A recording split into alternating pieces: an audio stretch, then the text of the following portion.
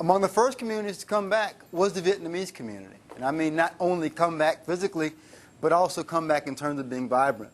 The other thing that we found, which you know all too well, is that restaurants become the great gathering places, particularly at a point when folks don't have kitchens, when folks don't have access to supermarkets, and when folks also don't particularly want to be home alone, even in the context of a home that may not have been as badly damaged. The idea of going out to restaurants and seeing your old friends becomes a crucial part of the recovery process. The first good meal I had in New Orleans after the storm was at a place across the river called Nine Roses, a Vietnamese restaurant.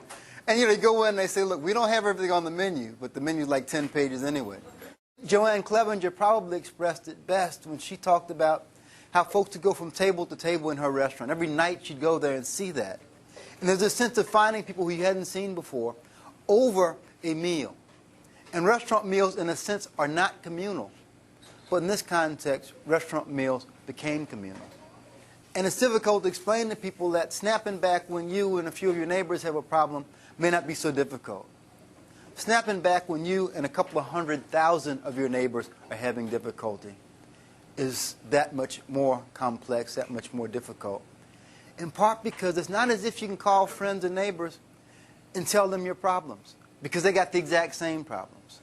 There's a range of possibilities. There are the folks who lost their homes.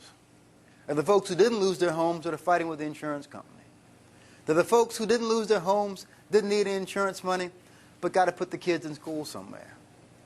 There are the couples for whom one was able to return to their job in New Orleans and one couldn't. There are the folks who managed to find decent lives in other places and have to make the decision about whether or not they want to continue those lives in other places or try to come back here and invest in the city. And it's a difficult place to live under the best of circumstances. As a result of coastal erosion, hurricanes have become more dangerous than ever before. That's a big part of the message. It's very difficult to communicate nationally. So our notion is that this is not simply a local problem. This is not simply some folks from Louisiana trying to ask the federal government to give us more than our fair share of the national treasury. This is about us saying that there are problems of national significance here. And despite the fact that we have earned a reputation for a great deal of corruption and a great deal of a bon vivant approach to life, we didn't build those levees.